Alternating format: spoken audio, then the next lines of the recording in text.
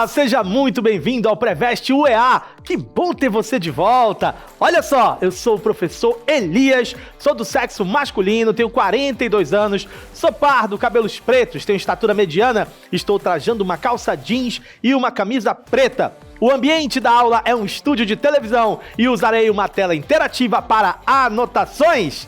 E vamos nessa! Olha só, pessoal, hoje nós vamos conversar sobre Estado, sociedade e governo, liberalismo e socialismo. E a gente vai entender esses conceitos, vamos ver as características de cada uma dessas correntes e vamos entender o contexto em que tudo isso aconteceu. O contexto do surgimento do liberalismo e do socialismo é exatamente o processo de revolução industrial. Ali, na época da Revolução Industrial, nós tivemos a formação ou consolidação de duas classes. De um lado, a burguesia industrial e do outro lado, o proletariado. Professor, quem é a burguesia industrial? É o patrão, é o dono da fábrica, é aquele que tem os meios de produção, que são o capital, né, os salários, as ferramentas, as máquinas. Esse é o burguês, esse é o patrão, esse é a burguesia industrial. E quem é o proletariado, professor? O proletariado é o trabalhador, é o operário, é aquele que vende a sua força de trabalho em troca de um salário. E por que a gente tem, na época da Revolução Industrial, um conflito entre esses dois grupos? Porque na época da Revolução Industrial, as condições desses operários eram péssimas. As condições de trabalho, as condições de moradia, as jornadas de trabalho eram péssimas. Então, você vai ter aí uma rota de colisão entre esses dois grupos. E é justamente nesse cenário que surgem novas doutrinas econômicas e sociais, que são o liberalismo e o socialismo. Quais são as ideias que foram defendidas pelo liberalismo? Primeira grande ideia do liberalismo é essa ideia de que a propriedade privada é um direito natural, é um direito inviolável, ninguém pode mexer com a propriedade privada. Os liberais também defendiam a liberdade de comércio, de produção. Isso significa o quê? A não intervenção do Estado nas atividades econômicas. As ideias liberais também defendiam a liberdade de contrato. Isso quer dizer o quê? Que os salários, as jornadas de trabalho deveriam ser negociadas entre o patrão e o empregador, sem a interferência do governo. E as ideias liberais também defendiam a livre concorrência, porque com a livre concorrência, os empreendedores, os empresários, eles teriam que produzir com qualidade melhor, com um menor preço, e aí aqueles que não tivessem habilidade para sobreviver ao mercado, né, acabariam sendo eliminados, ok? Então, a eliminação dos incompetentes iria acontecer nesse processo. Quando a gente fala de teóricos do liberalismo, a gente vai ter em mente os caras que foram referências nesse processo. E as referências são o Adam Smith, que é considerado o pai do liberalismo, e os discípulos dele, o Thomas Malthus, o David Ricardo. E esses caras, naquele momento, foram importantes, foram referências, foram ícones. Depois, quando vem a crise de 29, e aí aquela quebradeira do capitalismo, a gente vai ver entrar em cena o keynesianismo. E um pouco mais na frente, a gente vai ver entrar em cena o neoliberalismo. Mas isso aí, meu amigo, a gente vai conversar em cenas de outros capítulos. Por enquanto, além de conhecer as ideias principais do liberalismo e saber que esses caras são referência dentro desse processo, agora a gente vai também conhecer as ideias do socialismo, que é uma outra corrente que surgiu nessa época. E aí, quando a gente fala de socialismo, o que a gente precisa ter em mente? Que o socialismo é um conjunto de ideias que defendiam uma melhor distribuição da riqueza produzida pelo trabalho. E aí, nós tivemos projetos de socialismo. A gente vai ter um socialismo que vai ser chamado de socialismo utópico e a gente vai ter um outro socialismo que vai ser chamado de socialismo científico. Professor, quais são as diferenças? Vamos ver? As diferenças são as seguintes.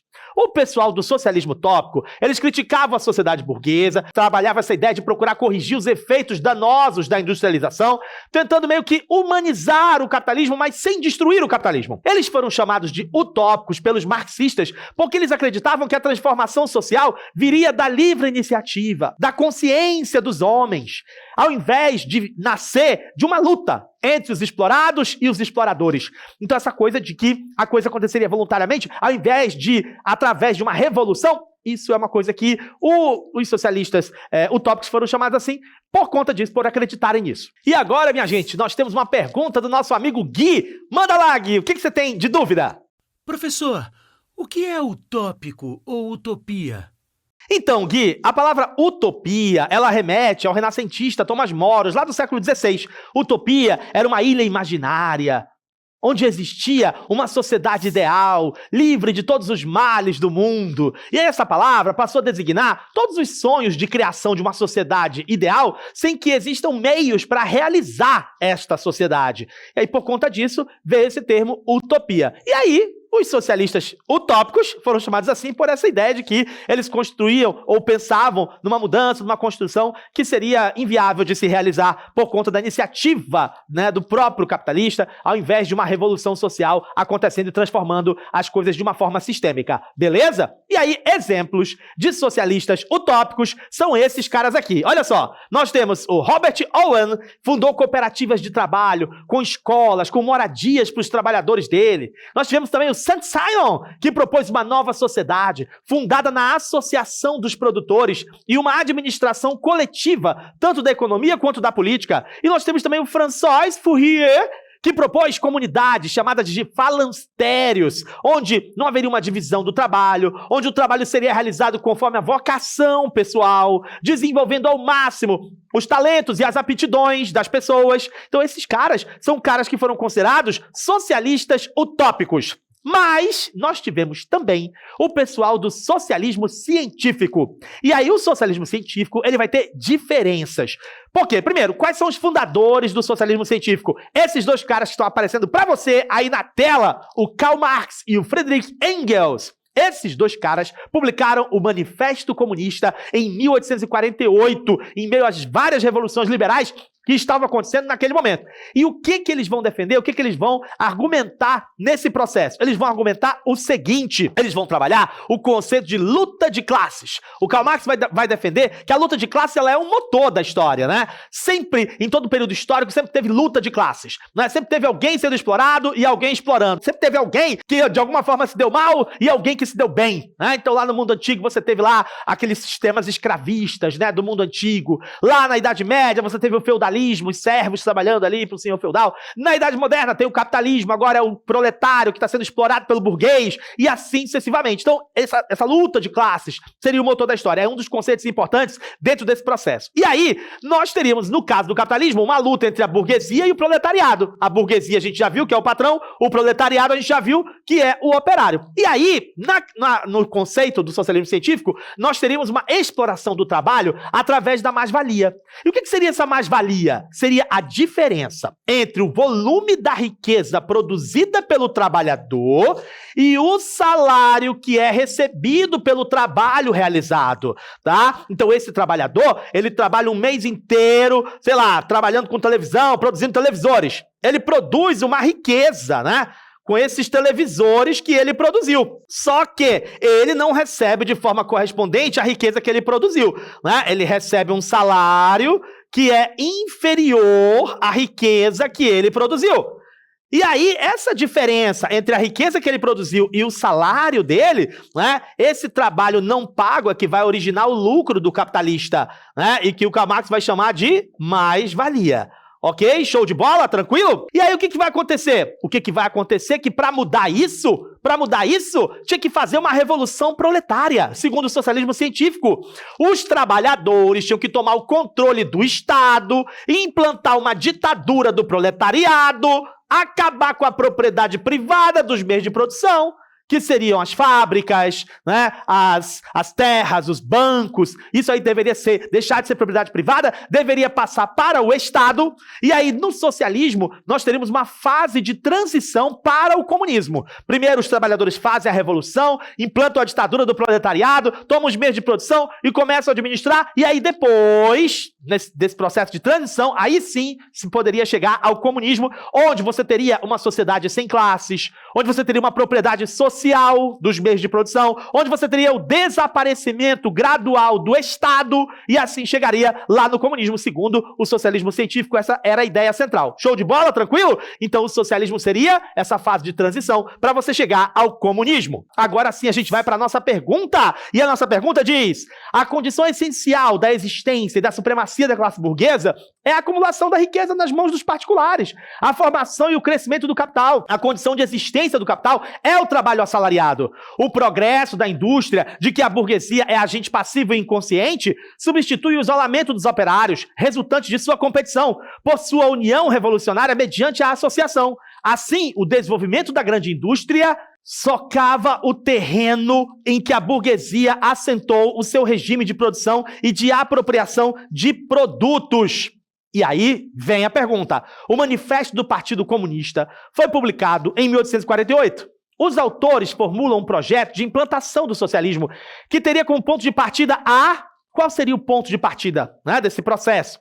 Será que é a crise da produção industrial com a contração do mercado consumidor devido à exploração do operariado? Será que por causa da exploração do operariado ia ter uma crise na produção industrial, uma contração do mercado consumidor e aí sim poderia implantar o socialismo? Será que é isso? Não, né? A gente sabe que a gente tem ali uma proposta de revolução proletária, né? O trabalhador tomando o poder, implantando a ditadura do proletariado.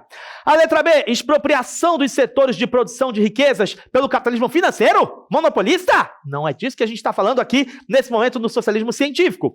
A letra C, emergência de uma nova forma de organização do trabalho no interior do sistema de fábrica, ou seja, uma transição, né? Uma transição. Esse operário tomando consciência de classe, entendendo essa luta de classes, esse operário se apropriando dessa ideia de fazer uma revolução proletária e a partir dessa revolução proletária implantar essa ditadura do proletariado, esse Estado proletário passar a administrar os meios de produção e aí sim você ter uma transição por uma nova forma de fazer as coisas funcionarem com uma transformação sistêmica e não simplesmente uma reforma no capitalismo, né? Seria uma transição sistêmica, né? De um sistema para o outro, no caso para o socialismo e depois o estágio final que seria o comunismo. A letra D fala de uma exígua capacidade de transformação econômica, política e cultural do capitalismo em escala global. A gente não está falando de transformação do capitalismo, a gente está falando de reformas no capitalismo, a gente está falando de transformação sistêmica, sair do capitalismo para um outro sistema. É disso que a gente está falando. E a última, letra E, falava de uma aliança político-social das classes populares submetidas ao movimento do capital especulativo internacional? Não é disso que a gente está falando nessa revolução proletária que poderia levar a essa transição sistêmica, né, que a gente tem. Então, diante disso, a letra que estaria mais próxima, aquela que estaria mais pertinente com aquilo que a gente está falando sobre esse projeto de implantação do socialismo, ele vai ter como ponto de partida a emergência de uma nova forma de organização do trabalho no interior do sistema de fábrica. É a partir daí que a gente vai ter esse processo de transformação, essa implantação do socialismo, é a partir desse processo. Então, a nossa letra é a letra C de casa. Gente, essas ideias, elas pegaram fogo. Essas ideias influenciaram movimentos, né, dos mais diversos. Nós tivemos essas ideias sendo aplicadas, ou uma tentativa de aplicar essas ideias, ali na Comuna de Paris, mas não prosperou. E aí depois nós tivemos essas ideias sendo multiplicadas, difundidas ali na Rússia, em 1917, quando elas vão acabar levando à ocorrência de uma revolução, que vai ser a Revolução Russa, na qual eles vão transicionar o país, vão derrubar aquele sistema czarista que eles tinham e vão transicionar o país para o socialismo, já na liderança do Lenin, né? Primeiro vão fazer uma revolução em fevereiro, que não vai transicionar exatamente para o socialismo, e depois uma revolução em outubro, que realmente vai transicionar para o socialismo, vai colocar em prática essas ideias. Então essas ideias, elas são super importantes para a gente entender, tanto o socialismo quanto o liberalismo, porque essas ideias estão presentes em vários momentos, em vários processos históricos, e por isso é importante a gente entender esses conceitos, o que cada um estava propondo naquele momento. Show de bola? Então na aula de hoje, a gente viu as principais características